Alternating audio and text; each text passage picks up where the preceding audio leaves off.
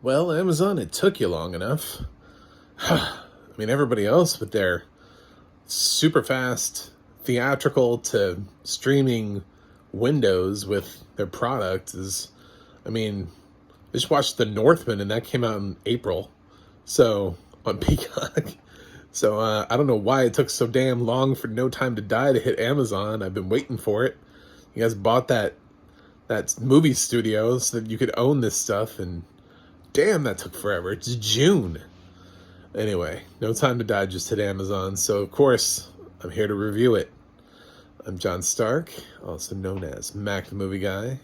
I'm your favorite blind film critic. Unless you're that one guy, in which case, I'm not. But I'm going to earn that one guy's respect. I can feel it. With No Time to Die, finally I get to go back to saying that I've seen all of the James Bond films. I don't like all of the James Bond films, but I've seen all of the James Bond films. I don't even remember all of the James Bond films. There's a lot of them. They kind of all kind of get thrown together. And I kind of remember like bits and pieces. Like I remember From Russia with Love taking place primarily on a train, and not being that wowed by it. So if people were to ask me in depth if I was in a James Bond trivia contest, I would lose. I mean, I've seen them, but yeah, I don't remember every single James Bond film. It's been a while on some of them. I'm sorry. I'm not that big of an old James Bond fan. Goldfinger was really good. That was a good film. That was what I remember. Was being really impressed by Goldfinger. But I think everybody is. But this one had the easy task, actually, of coming after Spectre. Spectre had the inevitable task of coming after Skyfall. You know, nobody wants to come after Skyfall. Skyfall was amazing. Skyfall was when they first started legitimately talking about could James Bond be in a best picture race? You know, could Javier Bardem get a supporting actor nomination? Could Judi Dench get a best supporting actress nomination? Both of those should have been yeses because they both were terrific performances. We haven't quite had a villain like Javier Bardem since then. I wish No Time to Die had given Christoph Waltz's Blofeld more time than the time that he has in this film. I wish they had just decided to jettison Rami Malek's character because I didn't care. They didn't establish a motive clear enough for him. His backstory was really like kind of a gray area. And I ended up not really caring about his nefarious plans.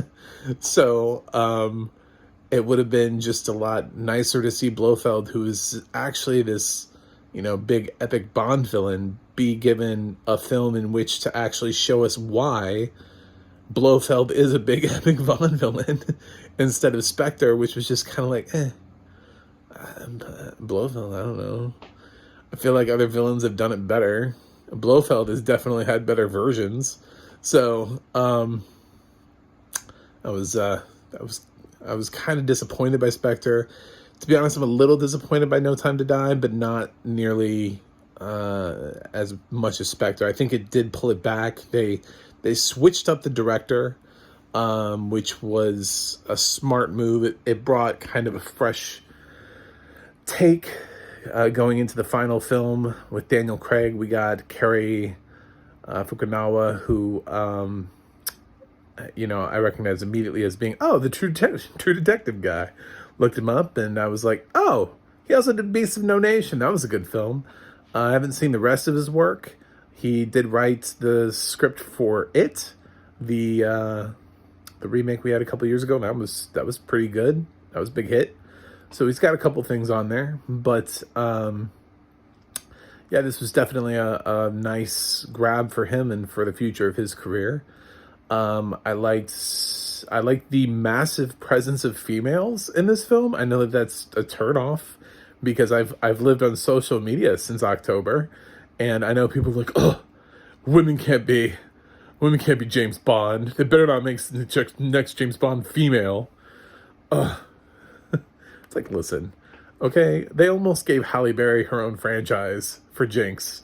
They were legitimately trying to figure out how to spin that character off into her own franchise. So it almost happened. I don't know that if we ever get a female that they will call her James Bond.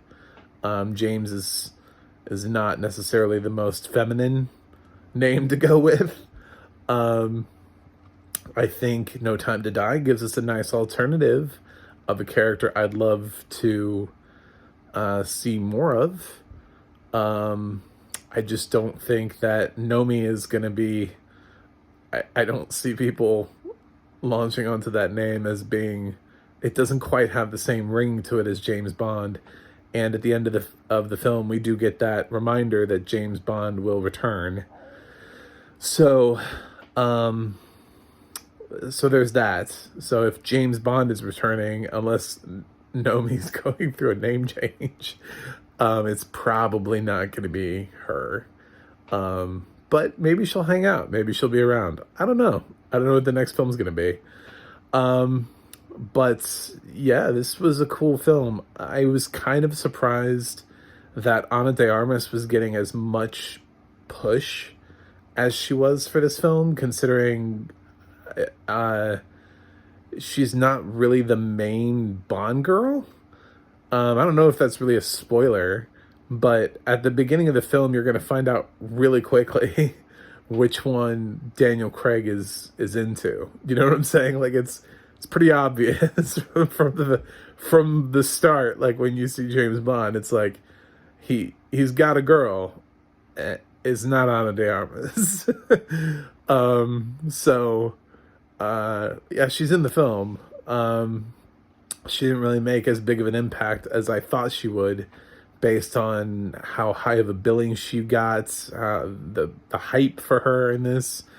I wish that Léa Seydoux had actually gotten more hype and more press. She's an amazingly talented actress. I think people are learning that right now with Crimes of the Future. I think that's the film that she's in right now. I haven't seen that. I have not seen that film with her and Viggo and Kristen Stewart. But this was a nice way to close out Daniel Craig's legacy. It's hard to say give him a better villain. How do you sometimes you think your villain works, and you think your villain has the most nefarious plot that is the most interesting. And it was kind of a twist, and it was kind of interesting, and it was kind of neat. I didn't quite buy into it. It was, sometimes we go a little bit, I know that James Bond has always been also about gadgets and sort of the sci-fi tech side of things and what could happen potentially. This sort of stretched my imagination a little too much.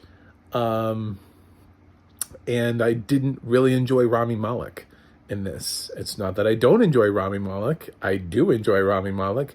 That dude was a character actor in a ton of bit parts before he ever broke out.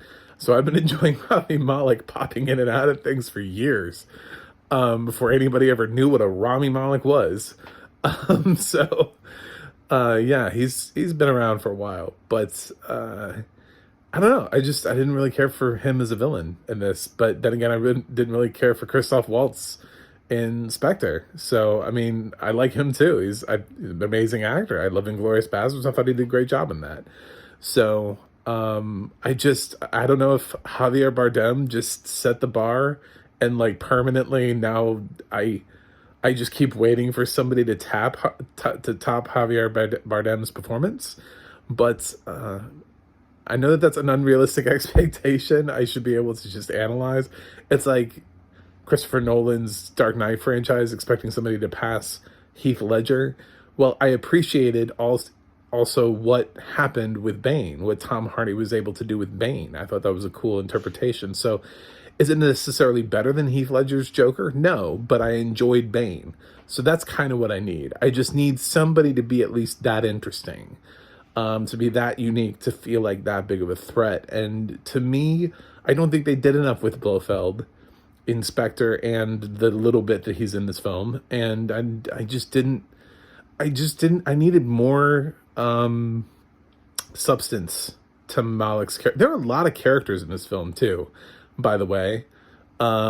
This film really tries to balance an inordinate amount of characters for a James Bond film, on both the good and bad side. There are far too many people that we normally have to follow.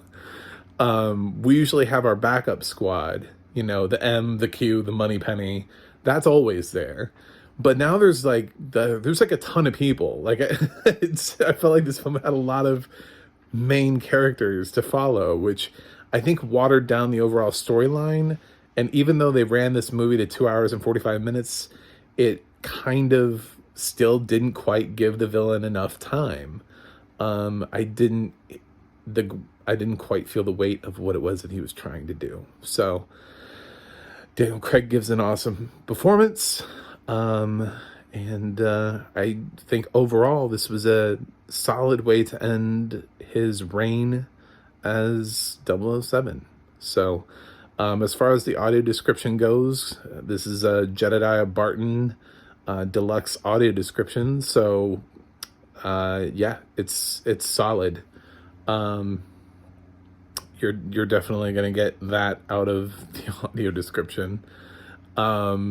And I don't know really what else to say. I don't think I've ever been critical of a Jedediah Barton narration before, but he's got all the action sequences. He narrates, I mean, he's got a bunch of characters to balance, and their names and the pronunciations, and just sort of everything is done really well. So it was exactly the kind of high caliber audio description that I expected. It's also kind of funny because it's an Amazon, and for a lot of other things, they'll also, you know, outsource it to, you know, robo description. So, I'm glad they sprung for the real deal here, because it does make a difference. So it was nice that they actually paid somebody to do the audio description, the narration. So that's my thoughts on No Time to Die. I don't want to give away too much of the plot.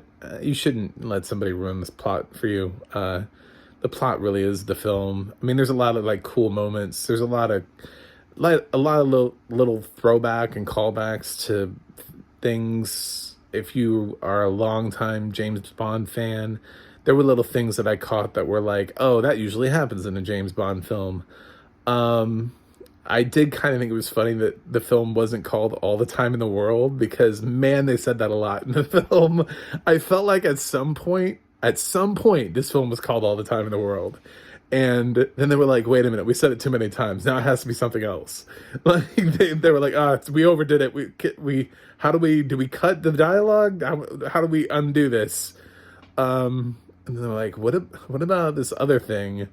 What about No Time to Die? We didn't say that. We kind of said it. We almost said it, but we didn't say it. So I will say somebody says Time to Die.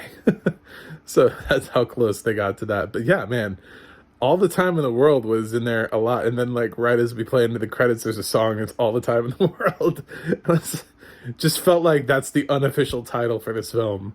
But it's also kind of ironic. But anyway, that's my review. Hopefully I didn't spoil anything, because I managed to avoid spoilers for this. I just knew about the women, because apparently I'm friends with far too many people who don't want to see females in movies. I need to get new friends. Yeah, so I saw people complaining about that, or people complaining about that. So maybe like friends of friends, you know? But anyway, I'm going to give No Time to Die a B. Skyfall is still hands down my favorite James Bond film, and actually it's one of my favorite films. of all time. It's if I had an IMDb top 250, Skyfall would definitely be in the top 250, probably top 100. I don't know if it would be top 50, maybe. So, maybe. But I do love it. So that's my review of No Time to Die. Hit that like button, hit a subscribe button. You can check out my website, movieguy.com. You can go over to the audio description project, and they'll tell you what other movies have audio description and where you can find them. They're sort of like the Newt Scamander of websites. Fantastic movies with audio description and how to find them. And you can go to theadna.org, theadna.org, and you can see what else Jedediah Barton has described. Maybe you've heard his voice before. I'm sure you have. I've heard it a bunch. So I'm sure you've listened to him before. You can see what else he's done because he has a profile on there. And that is it from me today. So thanks, Amazon, for finally getting an October movie that you own onto your service in June. All right. That's it. I guess, man, that's going to be a while until we see 007 again. They haven't even announced who it's going to be. So until the next mission.